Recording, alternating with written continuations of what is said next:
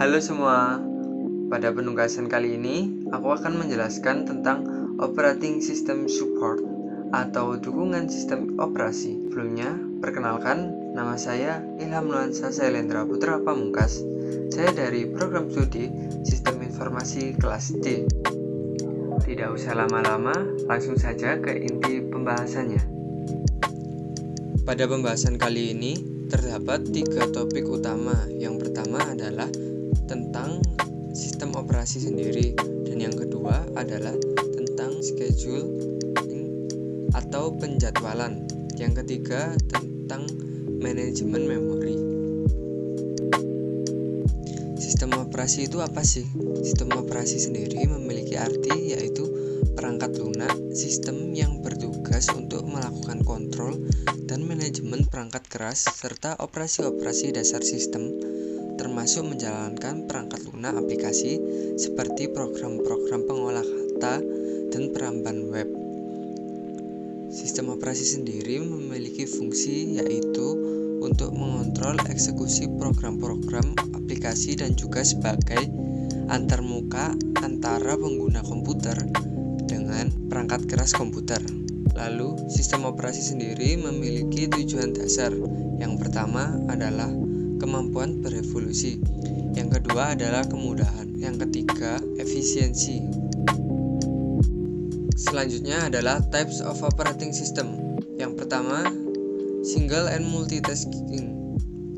Sistem single tasking hanya bisa menjalankan satu program pada satu waktu, sementara sistem operasi multitasking memungkinkan lebih dari satu program berjalan dalam konkurensi. Yang kedua, single and multi-user.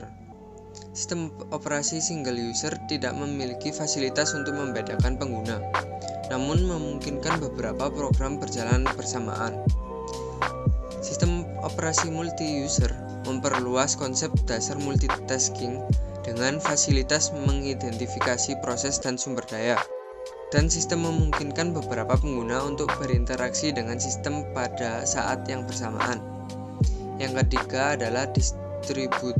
Sistem operasi distribusi ini mengelola sekelompok komputer yang berbeda dan menjadikannya komputer tunggal. 4. Template.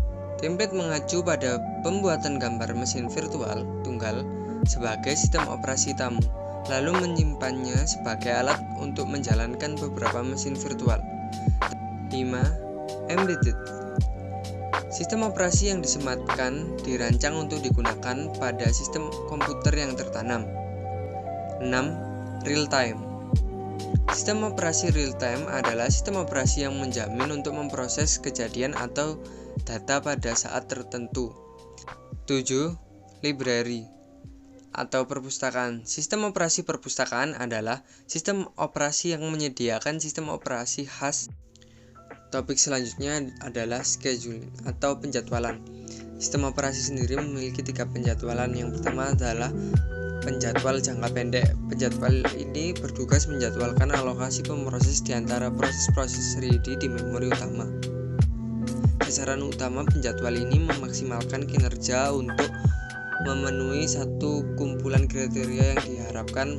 Penjadwalan ini dijalankan setiap terjadi pengalihan proses untuk memilih proses berikutnya yang harus dijalankan. Yang kedua adalah penjadwal jangka menengah. Penjadwal jangka menengah adalah menangani proses-proses swapping.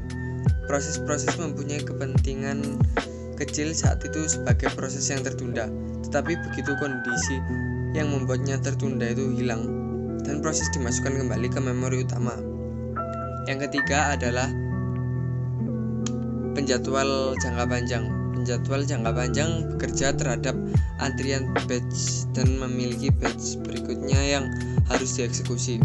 Sasaran utama penjadwal jangka panjang adalah memberi keseimbangan job-job campuran dikaitkan dengan state-state proses. Topik ketiga adalah memory management. Manajemen memori adalah salah satu bagian sistem operasi yang mempengaruhi dalam menentukan proses mana yang diletakkan pada antrian. Kebutuhan utama manajemen memori adalah untuk menyediakan cara untuk secara dinamis mengalokasikan bagian-bagian dari memori untuk program atas permintaan mereka dan membebaskan untuk digunakan kembali ketika tidak lagi diperlukan. Selanjutnya saya akan menjelaskan proses-proses manajemen memori. Yang pertama adalah swapping atau tukar-menukar.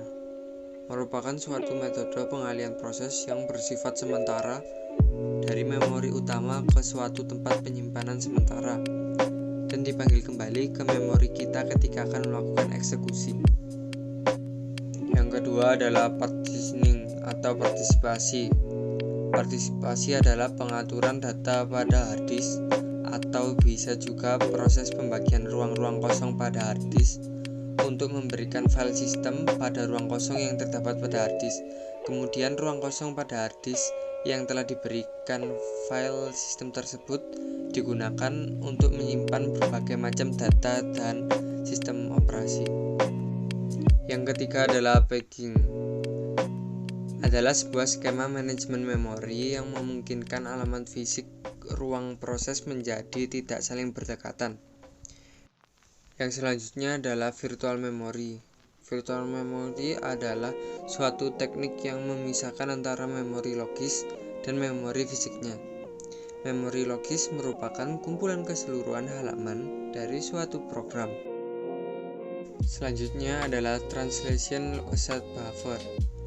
TLB adalah sebuah cas dari mapping yang baru saja digunakan dari sistem operasi page table. Dan yang terakhir adalah segmentation.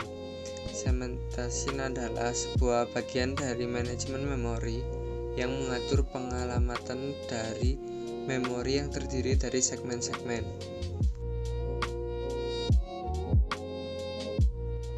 Sekian dari presentasi saya. Saya memohon maaf bila terdapat salah pengucapan atau salah informasi karena di sini kita sama-sama belajar.